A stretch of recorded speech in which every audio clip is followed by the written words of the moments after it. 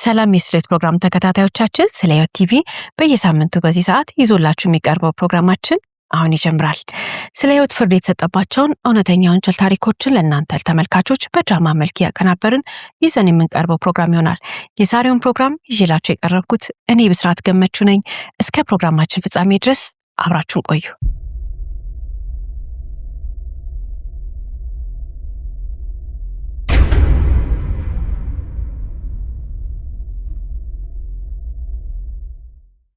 እስቲ ልብ ብለን ራሳችንን እዚህ ቤተሰብ ቤት ውስጥ እናስቀምጥ። አንድ ሰው ሞቶ 5ኛ ዓመት ሞልቶታልና እባካችሁ ነው አብረን እናስበው እናስታውሰው ተባለ። ነፍስ ይማር ልንል ቤተሰቡን ልናጽናና እዛ ቤት ውስጥ ተገኘን። አብረን የቀረበውን ነገር በላን ጠጣን፣ ነፍስ ይማራልን፣ ሰዎቹን አጽናናን፣ ጸለይንላቸው፣ ወደ ቤታችን ተመለስን። በነጋታው ሞተ የተባለው ሰው በራ አንኳኩቶ ቢመጣ 5 ዓመት የሞላው ህይወቱ ካለፈ 5 ዓመት የሞላው ሰው በራ አንኳኩቶ ቢመጣ ምንድነው የምንለው? እዚህ ቤተሰብ ውስጥ የተፈጠረው ነገር ይሄ ነው። ልጆቹ አባታችን እያሉ 5 ዓመት ሙሉ በሐዘን ልባቸው ተሰብሮ ሲያለቅሱ ነበር። እህት ወንድሞቹ አባታችሁ ሞቷል አይመጣም ከዚህ በኋላ ብለው ልጆቹን ተከፋፍለዋል። ብዙ የነበረውን ንብረትም ተከፋፍለው ጨርሰውታል። ይሄ ግለሰብ የሚመጣው ከካናዳ ነው በህይወት አለው ብሎ።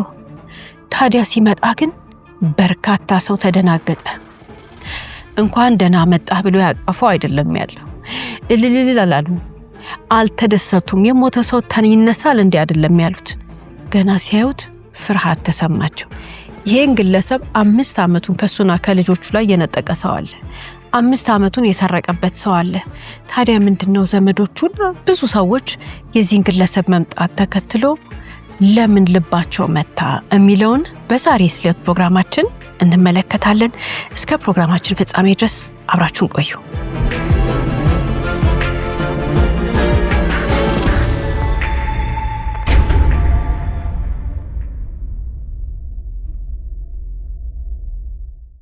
የዛን ቀን ልጆቹን ወንድሞቹን እህቶቹን በጠዋት ተነሱና ነፍስ ይማር እያስባሉ ለተሰበሰቡት የተቸገሩ ሰዎች ምግብ ሲሰጡ የሚጠጣ ነገር ሲሰጡ ስራቸውን የጀመሩት ይሄንን ነገር ሲያደርጉ የዋሉት አባታቸውን ሲያስታውሱ ወንድማቸውን ሲያስታውሱ የነበሩት ገና ፀሐይ ሳትወጣ ነበር በሌሊት ተነስተው።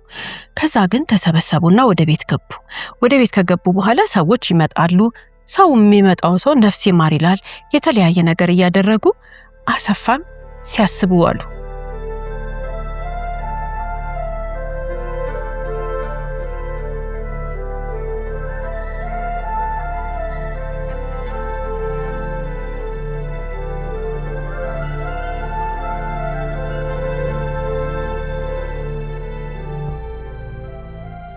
አሰፋ እንግዲህ ህይወቱ ካለፈ 5 ዓመቱ ነው።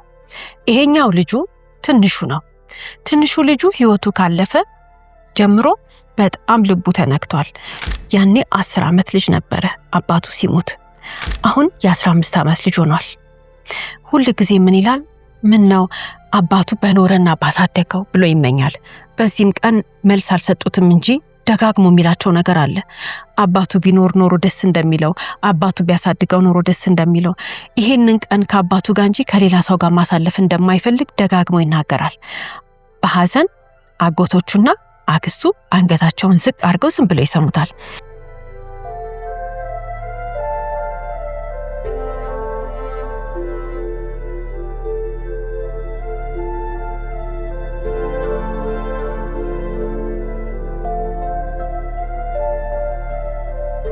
ይሄኛው ያሰፋ ልጅ ትንሹ ልጁ እንበለው የሚያድገው ከዚህኛው አክስቱ ጋር ነው። አክስቱ በደንብ ነው የምታሳድገው። ታዲያ ማሳደጊያ የሚሆናትን ነገር በደንብ ከወንድሟ ካሰፋ ከሟቹ ላይ ተካፍላለች። በስነ ስርዓት ነው የምታሳድገው። ታዲያ ሁሉ ጊዜ ግን የሚላት ነገር አለ። አባቴ አባቴ አባቴ ያለ ልቧን ያሳዝነዋል። በዚህ ቀን ግን ቢያንስ ቀለል ብሏታል። ምክንያቱም ከወንድሟ ጋር ከትንሹ ወንድሟ ጋር ከልጆቹ አጎት ጋር እና ከትልቁ ጋር ከልጆቹ ትልቅ አጎታቸው ጋር ሆና ነው ይሄን ነገር የምትሰማው።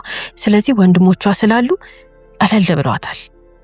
አባታቸው ሲሞት ሌላኛው ያሰፋ ልጅ ደግሞ የዛሬው የ21 ዓመቱ ታዳጊ ወጣት የዛን ጊዜ 16 ዓመቱ ነበር። እሱ ደግሞ የሚኖረው ከዚህኛው አጎቱ ጋር ነው። አሁን አንድ ነገር አለ። እዚህኛው ቤት ውስጥ የሚኖረው ከአጎቱ ጋር ነው። ይሄ ቤት ግን የአባቱ ያሰፋ ቤት ነው። አንድ የቀረች ያልተሸጠች ንብረት እቺኛዋ ቤት ብቻ ነች። ስለዚህ ይሄኛው የ16 ዓመት ያኔ፣ አሁን ግን ያሰፋ ትልቁ ልጅ 21 ዓመት የሞላው ወንድሙን በጣም ይጠብቃል።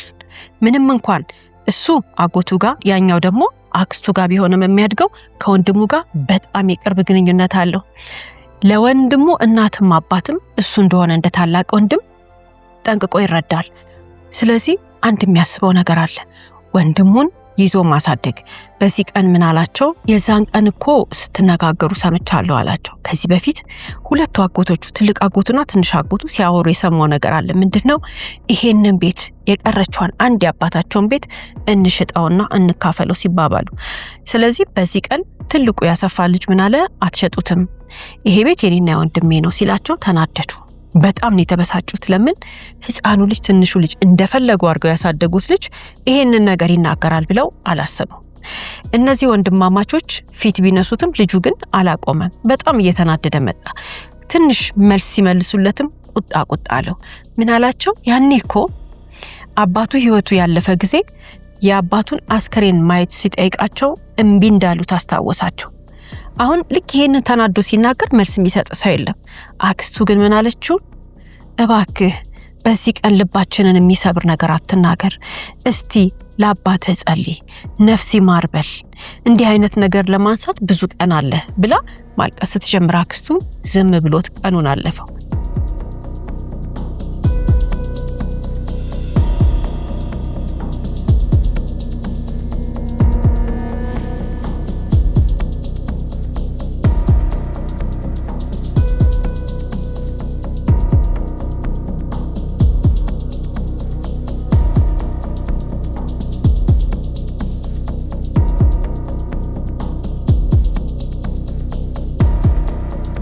ማታ ተኙ። ይሄ ቀን ማለት የአባታቸው 5ኛ ዓመት ተከበረ። ማታ ሁሉም እዛው ቤት አደሩና ጠዋት ላይ ግን የደነገጠች የቤት ሰራተኛ መጣች ከጎረቤት። ሌላም አንዲት ሴት መጣች። የሁሉም ቶናቸው በጣም ያስደነግጣል። ከውስጣቸው የሚወጣው ድምጽ እያንኳኩ አይረኑ እንግዳ ተቀበሉ እያሉ ነው የመጡት። ደነገጡ። ምንድነው የተፈጠረው ነገር ብለው። እውነትም ሲወጡ ግን ያዩትን ነገር ማመን ያቃታቸው። ትላንትና ሞቷል ያሉት ሰውዬ አሁን በር አንኳኩቶ መጣ። ራሱ አሰፋ አልሞተም። ከየት? ከካናዳ ነው ሞተ ተብሎ የነበረው። ከካናዳ ነው እነዚህ ሰዎች ሞቷል ብለው ያስወሩትና የተለቀሰው የመቃብር ቦታ የተዘጋጀለት። ከየት መጣ ብሎ ሁሉም ሰው ተደናገጠ። ወዲያውኑ ግን ሁለት ወንድማማቾች የራሱ ወንድሞች በሩን ዘጉባቸው ልጆቹ እንዳይወጡ።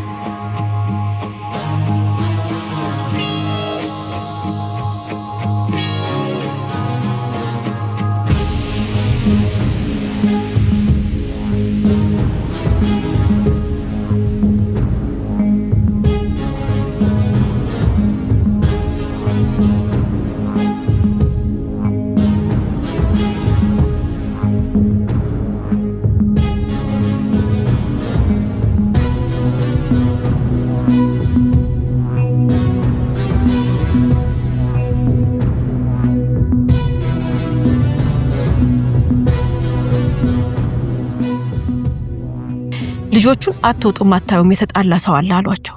እህትየው ተንቀጠቀጠች። በሰፈሩ በአንድ ጊዜ ተበጠበጠ። ወዲያውኑ ጎረቤት አሰፋን ወደ ራሳቸው ቤት አስገቡት። ለምን? ፈሩ ሁኔታውን ሲያዩ። ወንድማማቾች የሚገቡበት ጠፋቸው። የሰሩትን ነገር ያውቃሉ። አሁን ሁሉም ተደናግጠው በቆሙበት እህትየው አንድ ያለችው ነገር አለ። የ5 ዓመት ሚስጥር ዛሬ ሊጋለጥ ነው አለች። ታዲያ እነዚህ ሁለት ያሰፋ ልጆች በጣም የሚፈሩት ቃሉን የሚያከብሩለት የተናገራቸውን ነገር ብቻ የሚያረጉት የሚንቀጠቀጡለት ማንንም ሰው የሰፈር ሰው ሁሉ የሚፈራው አጎታቸው ለመጀመሪያ ጊዜ እሱን በተራው ሲንቀጠቀጥ አዩት። ፍርሃት ሰውነቱን ሲወራው አዩት። ግራ ገባቸው። ሁሉም ወደ የቤታቸው ከገቡ በኋላ ግን አሰፋ የልጆቼን ድምጽ መስማት አለብኝ አለና ከጎረቤት ያስገቡት ሰዎች አሉ።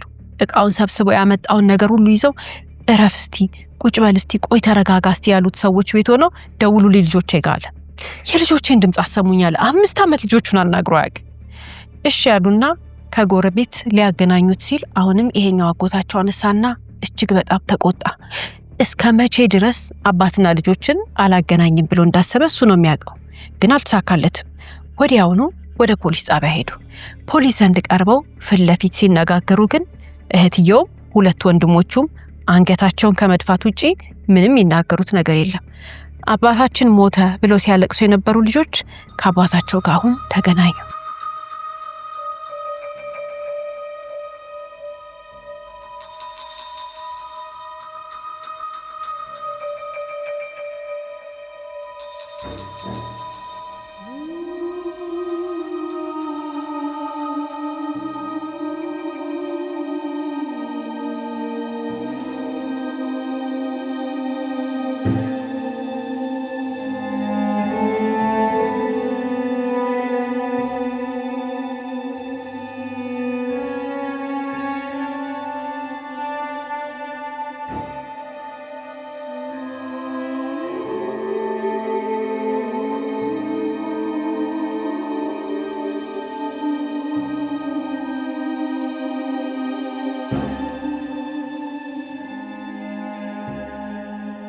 ያውቁታል፣ ሁለቱም ያስታውሱታል። ግን ማመን አቅቷቸው በዛ ዕለት ፖሊስ አገናኝቷቸው ከአባታቸው ጋር ናፍቆታቸውን እየተወጡ ነበር። ፖሊስ እዚህ ቤተሰብ ውስጥ ከገባ በኋላ ምርመራ ሲጀምር አንድ ብሎ የጀመረው ነገር አለ። አሰፋ የት ነበረ? አሰፋ ከየት መጣ? አሰፋ ምንድነው የሚለውን ነገር ማጣራት ነበረበት። ወንድሞቹና እህቱ የሚናገሩት ነገር አለ። ግን ከሁሉ ነገር በፊት እህቱም ወንድሞቹም አንድ ነገር አምነዋል። ይሄ ቤት ትላንትና የሱ የሙት ዓመት ተብሎ ሲከበርበት የነበረው ቤት የራሱ ቤት ነው አሉ። ስለዚህ እንግዳ ነው፣ ከካናዳ ነው የመጣው፣ ትወጡለታላችሁ፣ የገዛ ቤቱ ነው ሲባል አላቅማሙ። ጥያቄው እንደቀረበላቸው እንዲወጡ እቃቸውን ጠግርግ አድርገው ወጡ። የሚገርመው ነገር ይሄ ቤት 5 ዓመት የቤቱ ዕቃ አልተቀየረም። ይሄ ቤት 5 ዓመት ምንም ነገር አልተነካም። የራሱ ወንድም እቃውን ይዞ ገባ። አሁን እቃውንና ቤተሰቡን ይዞ ወጣ። አሰፋ ከልጆቹ ጋር ቤቱ መኖር ጀመረ። ታዲያ ወደ ኋላ ሄደን ታሪኩን ስንመለከት ገና መጀመሪያ በፊት አሰፋ አንድ ብሎ ወደ ትዳር ከመግባቱ በፊት ይኖር የነበረው ካናዳ ነበር። ይሄ ግለሰብ ካናዳ ውስጥ ለረጅም ዓመት የኖረ በፓስፖርት ካናዳዊ የሆነ ለረጅም ዓመት የሰራውን ገንዘብ ይዞ አገሩ መጥቶ ስኬታማ የሆነ ስራ ላይ የተሰማራ ሰው ነው። በተሰማራበት ስራ ደስተኛ ሆኖ በስተመጨረሻ የወደዳትን የልጆቹን እናት አገባ። ትልቁን ልጁን ወለደ። ትልቁን ልጁን ከወለደ ከተወሰነ ዓመታት በኋላ ሁለተኛውን ልጅ ስትወልድ ግን የልጆቹ እናት ህይወቷ አለፈ። ያሰፋ ፈተና አንድ ብሎ የጀመረው የዛኔ ነበር። ከዛ በፊት በጣም ደስተኛ ትዳር ነበረው። ከዛ በፊት እጅግ በጣም ስኬታማ ስራ አለው። ልክ የልጆቹ እናት ስትሞት ግን ብቸኝነት በጣም ነካው። በዚህ ሰዓት እሱ ከውጭ ሀገር ወይንም ከካናዳ መጥቶ አገሩ ላይ ኢንቨስት አድርጎ ስኬታማ የሆነ ቢዝነስ ኖሮት ንብረት ሲያፈራ ህንጻ ለመስራት 2 ህንጻዎችን ለመስራት የተለያየ ቦታ መሬት ሲገዛ ሁሉ እነዚህ 2 ወንድሞቹና እህቱ ከጎኑ ናቸው። በተለይ 2 ወንድሞቹ ሁሉን ነገር የሚያደርጉለት እነሱ ናቸው። ምናልባትም ከሱ በላይ ይጠቀማሉ እንዴ እስከምንል ድረስ በስራው ላይ ትርፍ ተካፋይ ናቸው። አብሮ ነው ሁሉን ነገር የሚያደርጉት። አሰፋ መልካም ሰው ነው፣ የተማረ ሰው ነው፣ በስራ የደከመው ሰው ነው፣ ማስተዋል የሚችል ሰው ነው። ስለዚህ እሱ ጨዋ ስለሆነ ወንድሞቹንም ጨዋ ናቸው ብሎ ያምናቸዋል። ይሄኛው ወንድሙ ግን በልቡ የሚያስበው በጣም ብዙ ነገር አለ።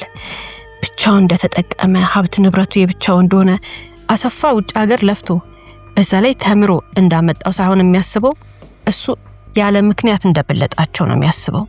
በውስጡ የሚያስበው አንዳች ስሜት ነበረው። ይሄ ሁሉ አሰፋ አልታየውም። ለመጀመሪያ ጊዜ ብቸኝነት የተሰማው ግን የልጆቹ እናት የሞተች ጊዜ ነበር። ታዲያ የልጆቹ እናት ስትሞት ልጆቹ ለኛ ስጠንና ሌላ ሰው አግባ ይሉት ነበር። ወንድሞቹና እህቱ በፍጹም አለ፣ ልጆቼን በፍጹም ለሰው አልሰጥም አለ። ልጆቼ በፍጹም ከኔ አይለዩም አለ።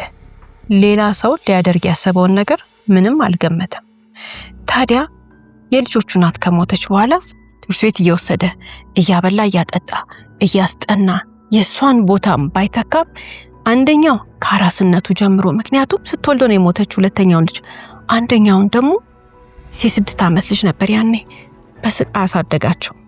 አሰፋ በዚህ ሁኔታ ህይወትን ተቀብሎ አመታት ከኖረ በኋላ ነበር አንድ ቀን ሳያስበው ይሄኛው ወንድሙ ትንፋሹ እየተቆራረጠ ወደ ቤት መጣ።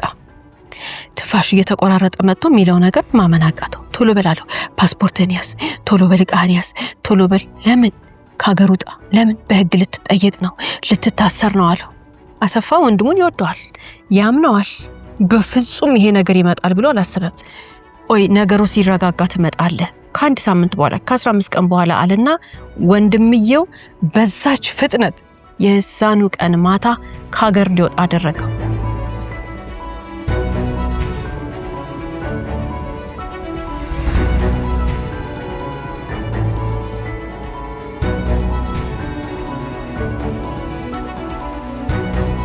ይዞለት የመጣው ማስረጃ አለ። አሰፋ አነበበውና ተስፋ ቆረጠ። አዎ ልጆቹን ጥሎ አሁን በፍጥነት መውጣት አለበት ከሀገር ብሎ አሰበ። ወጣ። ከሄደ በኋላ የሄደው ካናዳ ነው። ምክንያቱም ይሄ ሰው በፓስፖርት ካናዳዊ ነው። ውጣ አሉት። ተነስቶ ሄደ። ከዚህ በኋላ አሰፋ እንዳትደውል ስልክ አሉት። እኛ ራሳችን በሌላ መንገድ አድርገን ካልደወልን እንዳትደውልልን አሉት። ቀጠሉና ደግሞ ምን አሉት? ከሶሻል ሚዲያ ከፌስቡክ ከምን ራስህን አግልል፣ ዘመድ የሚባል ሰው ጋር እንዳትደውል። ኧረ እዚህ ተጠያቂነትህ በጣም ተጋግሏል፣ እዚህ ብዙ ነገር ሆኗል አሉትና ድምፅህን አጥፋ አሉት። አሰፋ እህቱንም ወንድሞቹንም በጣም ያምናቸዋል። ስለዚህ ምን አደረገ? ሶሻል ሚዲያ የሚባል ነገር በሙሉ ያለውን አካውንት ዘጋጋ። ከፌስቡክም ከሌላም ነገር ላይ ጠፋ። ከዛ በኋላ ስልክ የሚባል ነገር ማንም ጋር አይደውልም። አሰፋ የሚባል ሰው ስሙ እየተረሳ መጣ። ዛሬ እንደዚህ ተከሰስክ ይሉታል፣ ዛሬ እንደዚህ ተጠያቂ ሆንክ ይሉታል፣ ዛሬ እንደዚህ መተው ነበረ፣ ዛሬ እንደዚህ ሆነ ይሉታል። ከ11 ወር በኋላ እንደ ሞተ ሰው አድርገን ልናስወራ ነው አሉት። እሱም ተስማማ። ስለዚህ ለሰው ሁሉ ምን ተባለ? አሰፋ የሚባል ሰው ህይወቱ አለፈ ተብሎ ለቅሶ ተደረገ። ከወጣ ከ11 ወር በኋላ ሞተ ተባለ። ይሄ እንግዲህ ዛሬ ይሄኛው ቀን ማለት ሞተ ቀብሩ ተደረገ እኮ ብሎ ከተናገሩ ድፍን 5 ዓመት የሞላው እንደ ትላንትና ነው። ዛሬ ግን ፖሊስ ፊት ለፊት ቀርበዋል። የዛን ጊዜ እንደዛ ብሎ ሲነግሩት አሰፋ አማራጭ የለውም። ባለበት ሀገር ከሰው ጋር መገናኘት አይፈልግም። ምክንያቱም ያስይዙኛል ብሎ ስለሚፈራ ምን እንዳጠፋ ምን እንዳደረገ እያምታቱት ነው። የክስ ማዕት ያመጡለታል። እንትን ተብልሃል፣ እንደዚህ ተብልሃል፣ ይሄን ተብልሃል። አንድ ሌላ ሰው ግን ያለው ሰው የለም ከወንድሞቹ በስተቀር። አሰፋ ከሰው ተደብቆ ከሚያውቀው ማህበረሰብ ተገሎ ራሱ ተምሮ ከተመረቀበት ሙያ ውጪ ሌላ ቦታ ሰው ማያውቀው ቦታ ሄዶ ተደብቆ እየሰራ 5 ዓመት አልፏል። ግን ከነዛ 5 ዓመታት ከማለፋቸው በፊት የተፈጠረ ነገር አለ። ወንድሞቹ የተመኙትን ነገር ወሰዱ። በተለይ ይሄኛው ወንድሙ የተመኘውን ነገር በጠቅላላ የራሱ አደረገው። ውክልና አለው። ያሰፋን ስራ ተከታትሎ 2 ዓመት ከሰራ በኋላ ግን አቃተው፣ አይችለውም። አንደኛ አሰፋ የተማረ ሰው ነው። በራሱ በሚያውቀው በፕሮፌሽኑ ነው ስራውን ሲሰራ የነበረው። ይሄኛው ሰውዬ ግን ዝም ብሎ የተቀጣጠለ ቢዝነስ ነው የመሰለው። ስራውን ሸጦት ወጣ። ሸጠው ተካፈሉት ብሩን። 2 ፎቅ ሊገዛ የገዛቸው መሬቶች ነበሩ፣ እሱንም ሸጠው ተካፈሉት። ሌላስ ቤት ነበረው፣ ንብረት ነበረው። ቢዝነሱ ሁሉ ነገሩን ሸጠው እችኛዋ ዛሬ ያለችው ቤት ብቻ ስትቀር ሁሉን ነገር ተከፋፍለው ጨርሰውታል። አሰፋ ግን የሚያውቀው ነገር የለም። አሰፋ እነሱ ካልደወሉለት አንተ እንዳትደውል ብለውታል። አይደውል፣ በፍርሃት ነው የሚኖረው ከዛሬ ነገ የሆነ ነገር ተደረኩ ብሎ። ከዛ ግን እያደር እየተጠራጠረ መጣና ባለበት ሀገር ጠበቃ ቀጠረ። ባለበት ሀገር ጠበቃ ሲቀጥር ጠበቃው ግራ ገባው። ከወንድሞቹ በስተቀር ይሄንን ነገር ከማንም ሰው ሰምቶ አያውቅም። ይህ ሰው በጣም ደግ ነው። ውጭ ሀገር ነው ኖሮ የመጣው ለረጅም ዓመት። የሚያውቀው ዘመዶቹ ወንድሞቹ ነው። ከሰው ጋር ብዙ ማይግባባም የቤት ሰው ነው። በጣም ጨዋ ሰው ነው።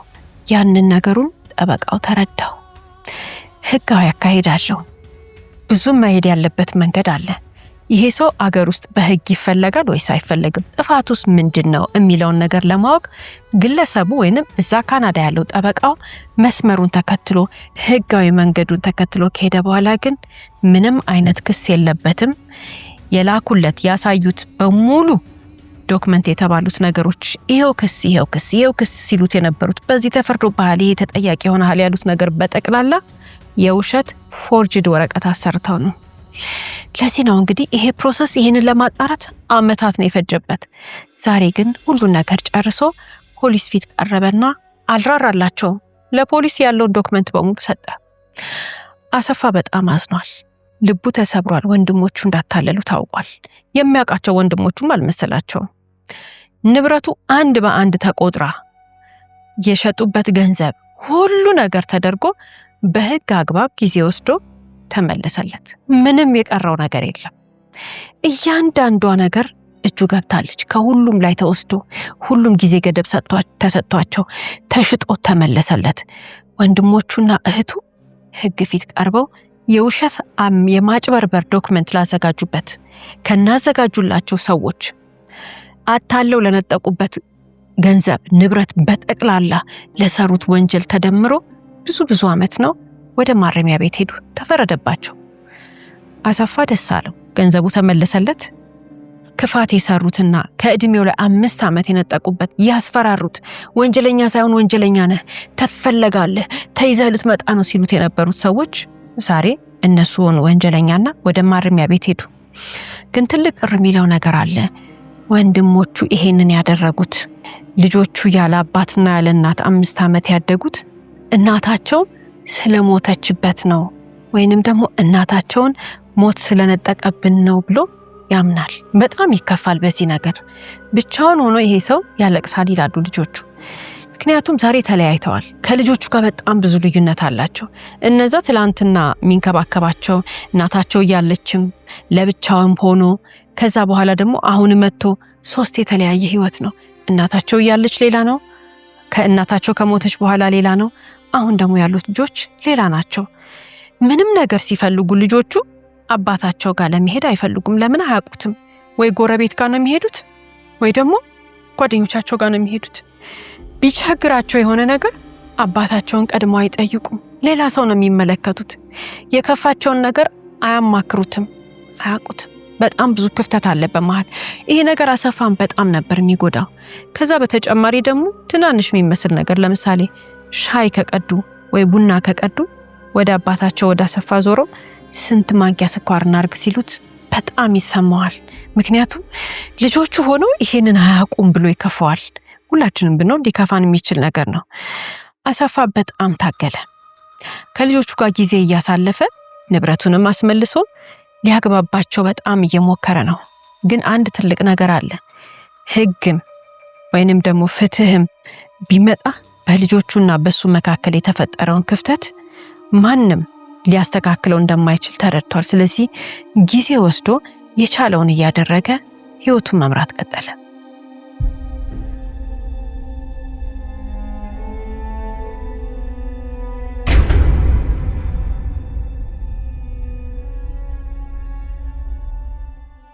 ሁልጊዜም ቢሆን ከታሪኮቻችን መጨረሻ የምናነሳቸው በርካታ ሀሳቦች አሉ። የዛሬ ባል ታሪኮቻችንን ተመልክተን ከምናነሳቸው ሀሳቦች መካከል አንዱ ትልቁ ነገር ምንድነው? ብዙ ወገኖቻችን፣ እህቶቻችን፣ ወንድሞቻችን በውጭ ሀገር ይሰሩና ስራ ወደ ሀገር ቤት መጥተው ወይንም ወደ ሀገራቸው መጥተው ስራ እየሰሩ ህይወታቸውን መቀጠል ይፈልጋሉ። ይሄ አንድ ጤነኛ አእምሮ ያለው ሰው የሚፈልገው የሚያደርገው ነገር ነው። ብዙዎች አድርገውታል፣ ደስተኞችም ሆነዋል። ደስተኞች ያልሆኑም አሉ። የዛሬ ባል ታሪካችን ብዙ ችግርና ብዙ መከራ የደረሰበት እሱ እንደሚለው በሚስቱ ሞት ምክንያት ወይንም በልጆቹ ሞት ምክንያት ብቻ ሳይሆን ራሱን በወሰነው ውሳኔ ነው። ከሱ ህይወት ደግሞ እኛ የምንማረው ነገር አለ። በውጭ ሀገር የሚኖሩ ወገኖቻችን ወደ ሀገራቸው ተመልሰው ስራ ለመስራት ሲያስቡ ወይም ደግሞ ወደ ሀገራቸው መጥተው ገንዘባቸውን ኢንቨስት ማድረግ ሲጀምሩ ትልቅም ይሁን ትንሽ የትኛውንም አይነት ኢንቨስት ማድረግ የሚፈልጉበት ቦታ ጋር ማንጋ ነው የሚያወሩት? መረጃ ከማን ነው የሚያገኙት? ከትክክለኛ ህጋዊ ከሆነ ተቋም ብቻ። ህጋዊው ተቋም ብቻ ነው መረጃ የሚሰጠን እንጂ በጣም የምንወደው ወንድማችን፣ በጣም የምንወደው እህታችን ወይ ደግሞ እኛ ውጭ ሀገር ኖረን ስንመለስ ወይ እንትናኮ በጣም የተሳካለት ሰው ነው የተባለው ሰውዬና ሴትዮ አይደሉ። እውነተኛ መረጃ የሚሰጠን ትክክለኛ የህግ ተቋም የት ነው? እውነተኛውን ኢንቨስት ከማድረጋችን በፊት ሄደ ማረጋገጥ ያሉብን እውነቶች አሉ፣ ሐቆች አሉ። እኛ ግን ምን እናረጋለን? ትክክለኛ ሰዎችን ሄደን አናገኝም። የትም ቦታ ይሁን የምናናግረው ሰው ለኛ ለስኬታችን መሳካትና መውደቅ መሆንና አለመሆን ወሳኝ ነው። ስለዚህ የምናናግረው ሰው የሚያቅሰው መሆን አለበት ግዴታ።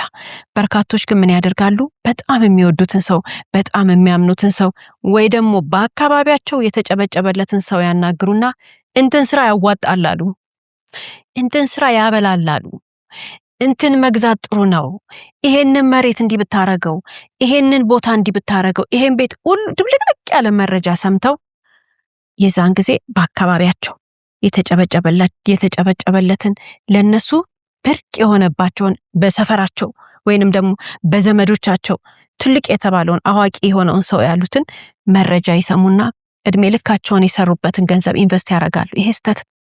ዕውቀት ያለው ሰው ጋር ነው መሄድ ያለብን። የምንወደው ሰው ያውቃል ማለት አይደለም። የምናከብረው ሰው ያውቃል ማለት አይደለም። የኛ በአካባቢያችን ካሉ ሰዎች የተሻለ ገንዘብ ያለው ሰው፣ የተሻለ ቢዝነስ ፐርሰን እንደሱ የሚባል ነገር የለም። እውነተኛ ዕውቀት ያለው ህጋዊ ተቋም ነው። ኢንቨስትመንት ቢሮ የት ነው? ትክክለኛ የመንግስት ተቋም የቱ ነው? የት ነው ኢንቨስት ማድረገውን ነገር የሚያማክረኝ ሰው ማን ነው ብለን መሄድ አለብን። በጣም ብዙ ይሄንን ነገር ሊያማክሩን ቢሮ ከፍተው የሚሰሩ ብዙ ተቋማት አሉ። ህጋዊ ተቋማት አሉ፣ የግል ተቋማት አሉ፣ የመንግስት ተቋማት አሉ። ሌላው የዛሬ ባል ታሪኮቻችንን ተመልክተን የምናነሳው ሌላኛው ሐሳብ ምንድነው? ወደ ሀገራችን ተመልሰን ለመምጣት ስንፈልግ ከምንኖርበት ሀገር ትተን ወደ ሀገራችን ስንመጣ በተለይ ገንዘብ ይዘን ከሆነ የምንመጣው ኑሯችንን ጠቅልለን በቃ ሀገር ይገባለሁ ብለን ስንመጣ ብዙ ነገር ማስተዋል አለብን። ትልቅ ማስተዋል ያለብን ግን ከማን ጋር ነው ወይንም ደግሞ እነማን ናቸው አጠገብ ያሉት የሚለውን ነው። ሁለት አይነት ሰዎች ናቸው የሚጠብቁን። በጣም ተደስተው ከልባቸው በመምጣታችን አሳክተን አገራችን ልንሰራ በመግባታችን በጣም ደስ የሚላቸው ሰዎች አሉ። አንዳንዶች ደግሞ አሉ ቅር የሚላቸው። ለማን ነው ራሳችንን፣ ህይወታችንን፣ ገንዘባችንን፣ ጊዜያችንን ከተመለስን በኋላ አሳልፈን የምንሰጠው የሚለውን ነገር መረዳት መቻል አለብን። የዛሬ ባል ታሪካችን ሁሉም እህቱም ወንድሞቹም አጨብጭበው የሚቀበሉት ነው የመሰለው። ሁሉም ሰው እንኳን ደህና መጣህ የሚለው ነው የመሰለው። ግን ትልቅ ወንድሙ ያሰበው ነገር አለ። ትልቅ ወንድሙ ያመነጨውን ሐሳብ ነው ሌሎቹ የተቀበሉት። ታሪኩ ላይ እንደተረዳ ነው እንደሱ ትልቅ ወንድም እንዳሰፋ ትልቅ ወንድም ሊያስብ የሚችል ሰው እኛም ሊገጥመን ይችላል። ስለዚህ ወደ ሀገራችን ስንመለስ ሀገራችን ገብተን ስራ እንሰራለን፣ ኢንቨስት እናደርጋለን ብለን ስናስብ ማስተዋል መቻል አለብን። ትልቁ ነገር ከማን ጋር ነው የምናወራው? ማንን ነው የምናስጠጋው? ማን ደስ ይለዋል? ማን ደስ አይለውም? ማን ስኬታችን ላይ ከፊት ቆሞ እንቅፋት ይሆናል? ማንስ አጨብጭቦ በርቱ በርቱ ብሎ ይደግፈናል? ይሄንን የምንለየው ራሳችን ስሜታችንን በማዳመጥ በማስተዋል ሰዎችን በማየት ቁጭ ብለን ከራሳችን ጋር ጊዜ በማሳለፍ ባለመታለል ነው። ስጋ መዋደድ፣ መቀራረብ፣ ጓደኝነት፣ ጉርብትና ምናምን የሚባለው ነገር አይደለም።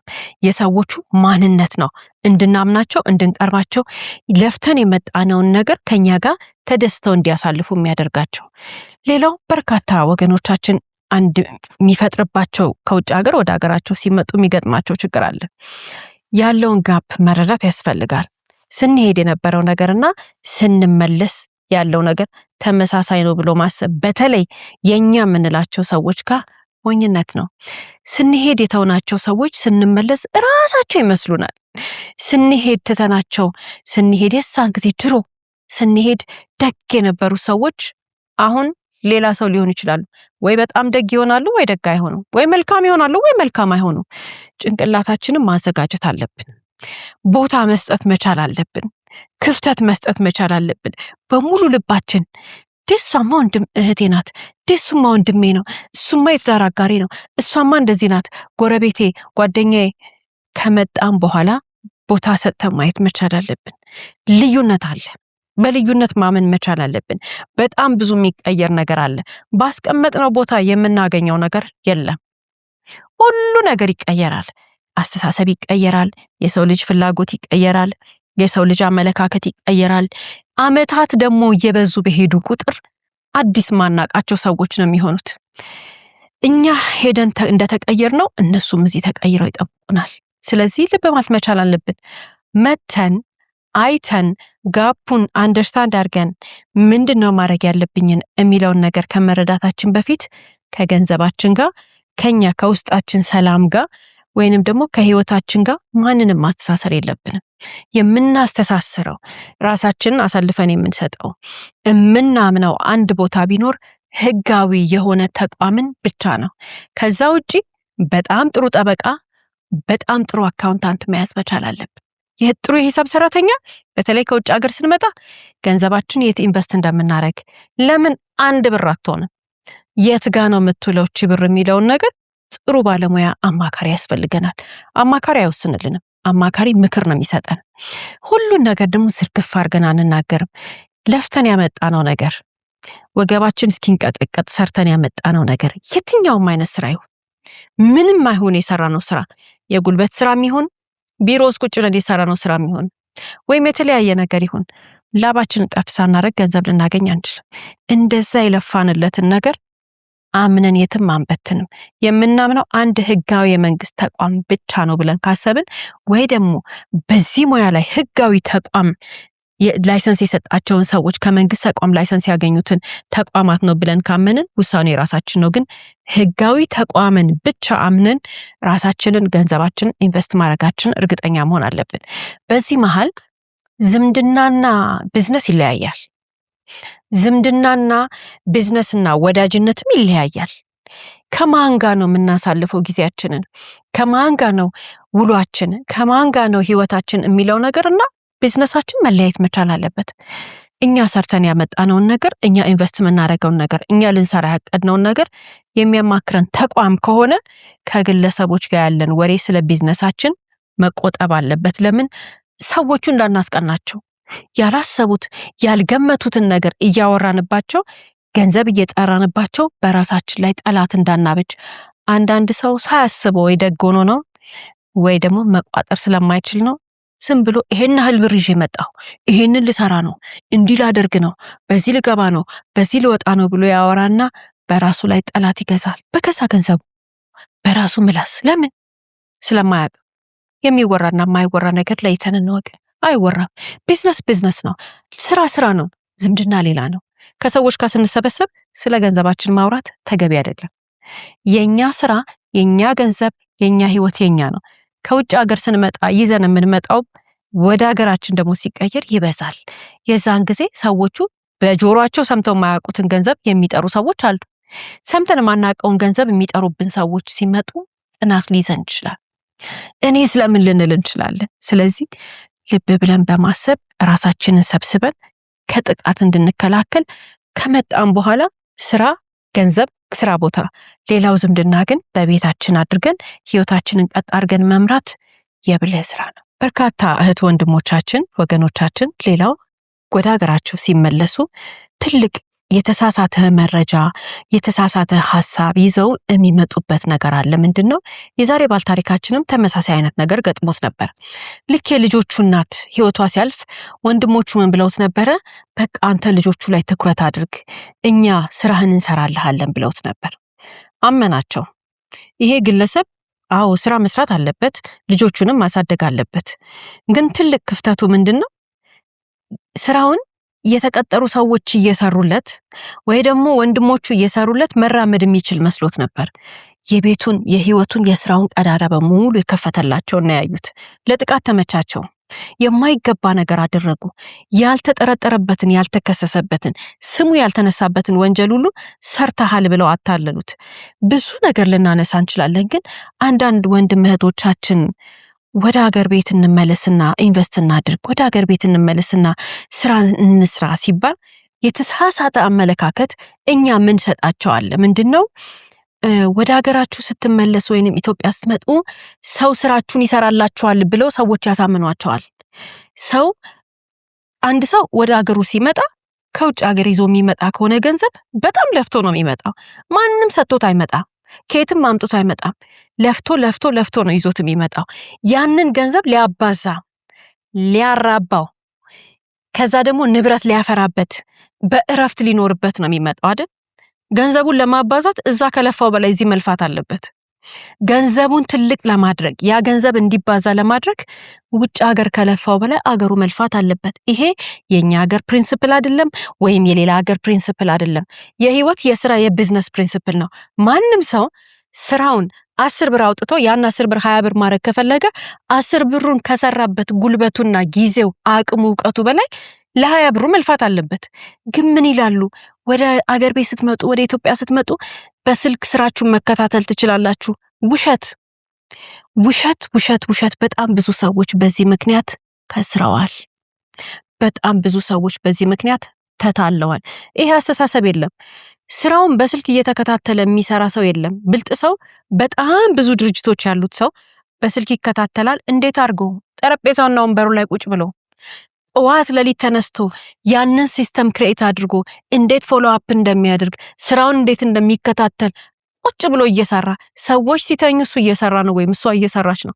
ሰዎች ምሳ ሲበሉ፣ ሰዎች ሲገባበዙ፣ ሰዎች ሲዝናኑ እነዛ ሰዎች ቁጭ ብለው ወንበርና ጠረጴዛቸው ላይ ስራቸውን እየሰሩ ነው። ሰዎች በጣም ብዙ ቦታ ትራቨል እያደረጉ ቫኬሽን ሲሄዱ ያ ሰው ቁጭ ብሎ እየሰራ ነው። እንደዛ አድርጎ ነው የሚሳካለት እንጂ አገሩ ስለመጣ አንድ ሰው ሰዎች እየቀጠረ ቫኬሽን የመሰለ ላይፍ በየቀኑ እየኖረ የሚሳካለት ሰው የለም።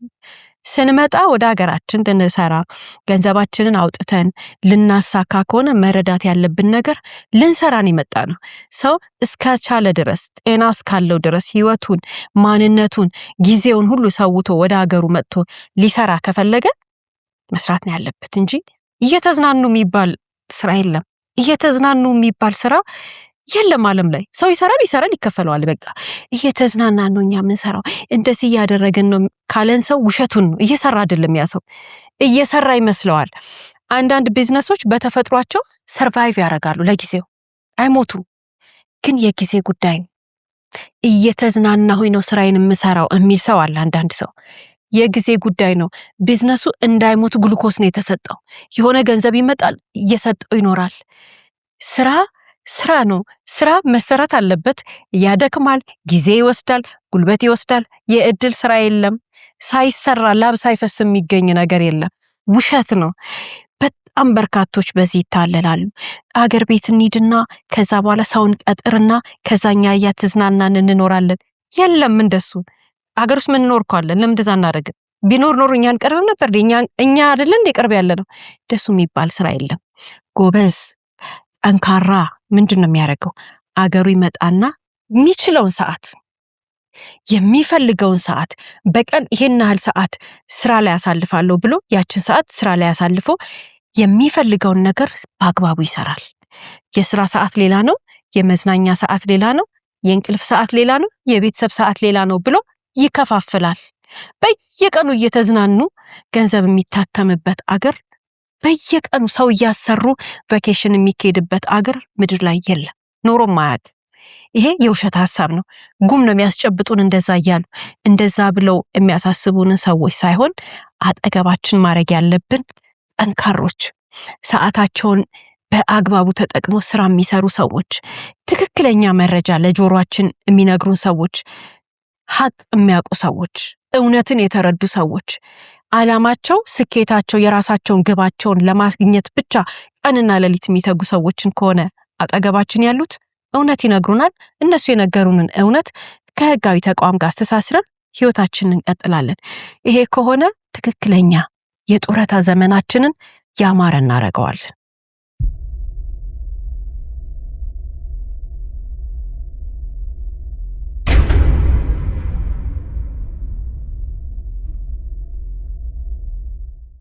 እስከ ፕሮግራማችን ፍጻሜ ድረስ አብራችሁን ስለቆያችሁ እናመሰግናለን።